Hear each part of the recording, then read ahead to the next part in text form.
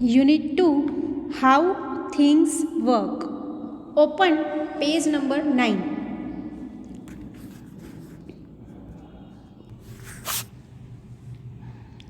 Activity 1, आपको page number 9 आपकी text book का ओपन करना है. Activity 1, new words. Before beginning this task make sure that you understand the words and meaning in how does it do that. Part 1. Did you find any new words such as reflect or photons or angle that you need help with? If you know them, can you help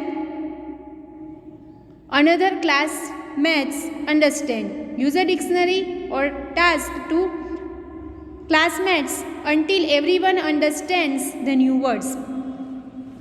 यानी कि आपको कोई भी word अगर समझ में नहीं आता है तो उसके नीचे, जैसे कि मैं हर लेसन में बोलती हूँ कि आपको सबसे पहले अंडरलाइन करना है और वो आपको आपकी डिक्शनरी में से फाइंड आउट करके उसके मीनिंग्स आपको रफ बुक में लिखने हैं. ठीक है. Activity 2, how does it do that. Part 1.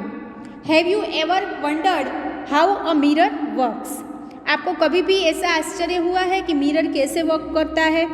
Why does it look like you are inside the mirror when you are not. कि ऐसे कैसा लग सकता है कि जब आप मिरर के अंदर ही नहीं हो लेकिन फिर भी आप मिरर के अंदर दिखते हो. Why does it look backwards? कि क्यों वो पीछे की तरफ दिखता है. How can the mirror make some things look bigger? कि कुछ मिरर में कुछ चीज़ें हैं वो कैसे बड़ी लगती है. For example, side mirrors in some cars say object in mirror are closer than they appear. जैसे कि side mirrors in some cars, कुछ कार के अंदर जो मिरर लगे हुए होते हैं उसमें इंस्ट्रक्शन होती है कि object in mirror are closer than they appear. यानी कि जो चीज़ें दिखाई दे रही है वो नज़दीक है, नज़दीक दिखाई देती है उसमें मिरर में. How can that be. ऐसा कैसे हो सकता है.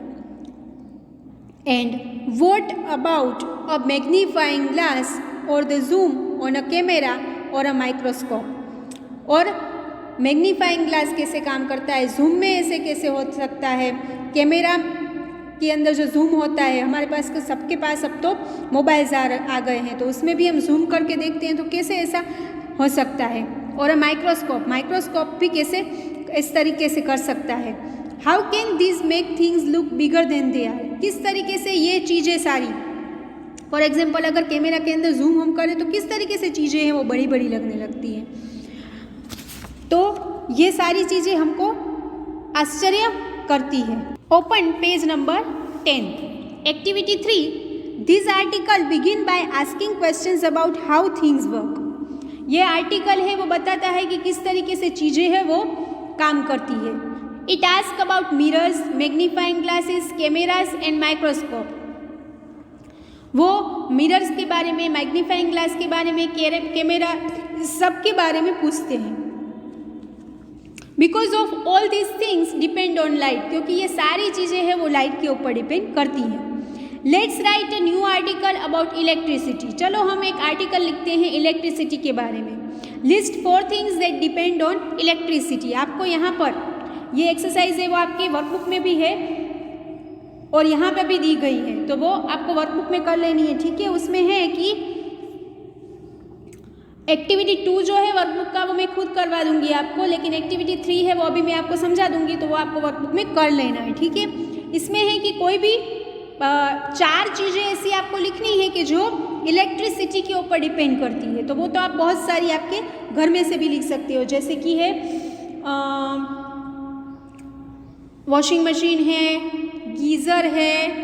ठीक है. ये सारी चीज़ें इलेक्ट्रिसिटी के ऊपर डिपेंड करती है. तो बहुत सारी ऐसी चीज़ें हैं वो जो आप लिख सकती हैं. फिर write 4 questions like the ones in the article about 4 things you listed. कि आप जो चीज़ें लिखते हैं, जैसे कि फॉर एग्जांपल आप लिखते हैं कि वॉशिंग मशीन, तो हम क्वेश्चन लिख सकते हैं कि how does a washing machine wash clothes. किस तरीके से वॉशिंग होता है उसके अंदर क्लॉथ्स का. फिर अगर हम लिखें कि रेफ्रिजरेटर तो लिख सकते हैं कि how does the water cool in refrigerator. ठंडा कैसे होता है पानी. ठीक है. तो एक एक क्वेश्चन एक एक आइटम के ऊपर लिखना है. ठीक है. क्वेश्चन लिखना है कि आपको क्या क्वेश्चन होता है। फिर निकालना है आपको page number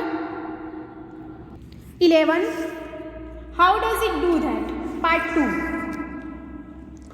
the answers all this questions are formed in how light works. जो भी आप क्वेश्चन कर रहे हैं उनके आंसर सारे हैं वो वही क्वेश्चन के ऊपर आंसर आता है कि किस तरीके से लाइट वर्क करती है। We know that we can only see things when there is light, right. हम लोगों को सबको पता है कि कोई भी चीज़ हमको तभी दिखती है जब कैन सी ओनली, जब उसके ऊपर लाइट होती है, यानी कि उजाले में ही हम चीज़ें देख सकते हैं। Some things like light bulbs and fireflies make their own light but most things do not.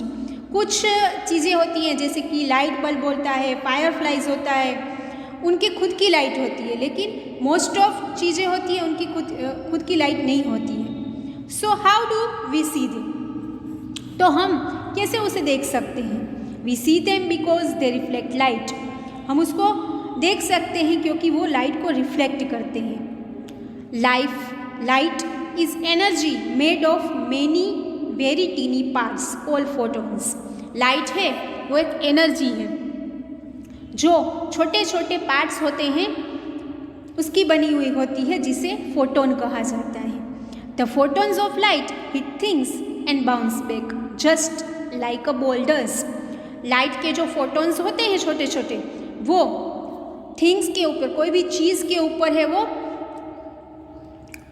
Reflect करते हैं और फिर बाउंस बैक करते हैं, यानी कि वो चीज़ के ऊपर वो पहले जाते हैं, हिट करते हैं, फिर बाउंस बैक करते हैं, जिस तरीके से बॉल करता है। If the things they hit is hard and smooth, अगर जिसके ऊपर ये लाइट है वो हार्ड और स्मूथ के ऊपर अगर करता है हिट, लाइक अ मिरर, जैसे कि मिरर है, मिरर कैसा होता है, हार्ड और smooth. Almost all of the light photons bounce back, most ऑफली सारे लाइट फोटॉन्स होते हैं वो बाउंस बैक करते हैं। The photons bounce back to our eyes, और वो बाउंस बैक कहाँ करते हैं, सीधे हमारे आइज के ऊपर करते हैं। If all the photons bounce back, अगर सारे के सारे फोटॉन्स होते हैं वो बाउंस बैक करते हैं। We see something that look just like the surface, हम सरफेस यानी पूरी सपाटी होती है उसे देख सकते हैं।